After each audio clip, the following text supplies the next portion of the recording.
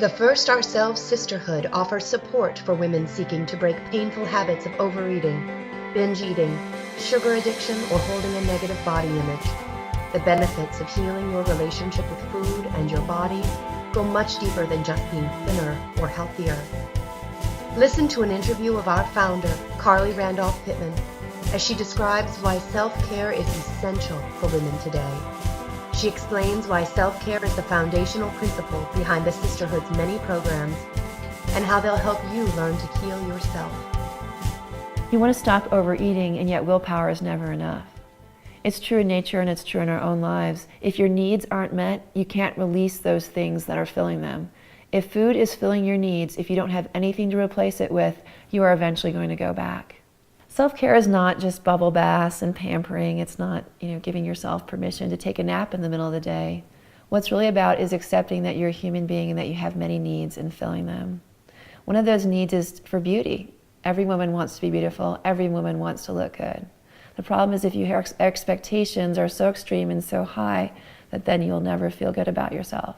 Radical self-care will help you uproot those expectations and make them both positive and realistic so that you can enjoy being beautiful and enjoy being a woman without being obsessed with your appearance. Body image and food issues were my stuff. They were my hurdles for years, for decades.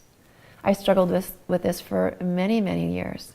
And it was my learning how to love and accept my body and how to change my relationship with food that birthed this whole idea of First Ourselves. The pathway that I'm going to share with you in First Ourselves, it's the pathway that I've lived. It's the pathway that changed my relationship with my body and food. And it's the pathway that I still travel today. But more importantly than food in my body, it's changed my very life. It's what took me from feeling depressed and resentful and bitter to a life of joy and fulfillment and satisfaction. How we motivate ourselves to change is with love. It's with self-care. It's looking at ourselves and saying, this is how I am. I'd like to treat my body differently. I'd like to eat differently. We use that as the motivation and the fuel to change, instead of looking at it as some sort of disgust about who we are. One of the first things people ask me when they get off sugar is, what the heck do I eat? So thankfully on the forums at First Ourselves, you can find all kinds of recipes and meal ideas. You'll learn what other people eat. It'll help you think about a way to have a joyful, celebratory relationship with food, even while you're choosing not to eat sugar. When you're in a binge eating cycle, you have the binge itself, but that what comes after it is so much worse. The shame, the guilt, the self-loathing. Of course, then you wake up the next day and you vow to change, and then you don't, and you get more and more discouraged, and you just feel like you can never change. That sense of, I'm this disgusting human being, why can't I stop overeating food, is so painful and so crippling and so powerful. And until you can break free from that, it dribbles into every other area of your life. Body image and overeating usually have nothing to do with who you are on the outside. It's how you feel on the inside. So weight and how much food you're eating are just about numbers. It's about how you feel about your body, the obsession or the compulsion that you might have towards food or towards being a certain size or a certain weight, whether that size is a size 2 or a size 12. Taming your inner critic is quite radical and quite different. And we think of our inner critic as something that we just want to silence or cut off from ourselves, in the same way we just want to cut off that part of ourselves that wants to overeat or that's obsessed with the size of our thighs. But actually the way to heal that is integration. It's looking at your inner critic and that part of you that wants to just eat to oblivion and accepting them. After you accept them as a part of you, then they're not screaming in your life. They're not trying to, beat you up about everything. It's turning towards your inner critic. That is how you soften it, and that is how you quiet it. And that's how then you find that breathing room, that little space to change your behavior. Learning how to care for yourself is how you learn how to accept yourself.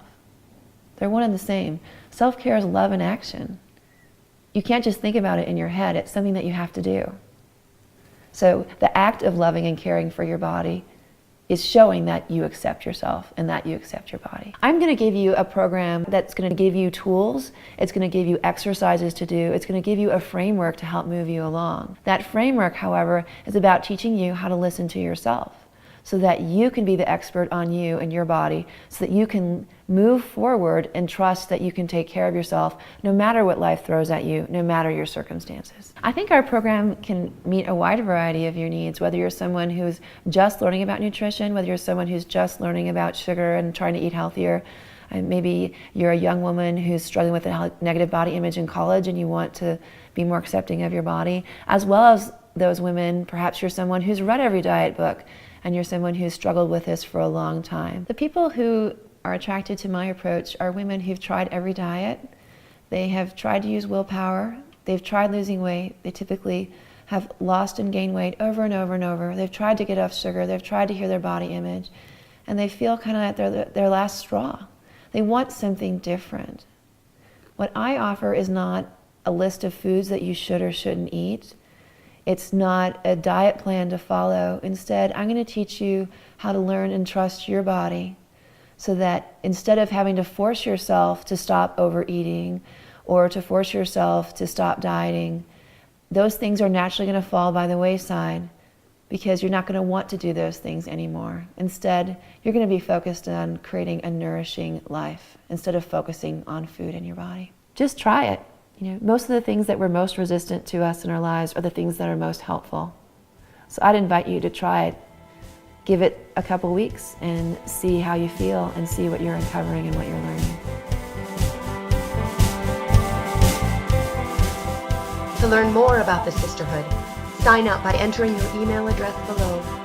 Look to receive an immediate reply by email. You'll be added to our waiting list, joining those to be notified when this special program reopens to new members.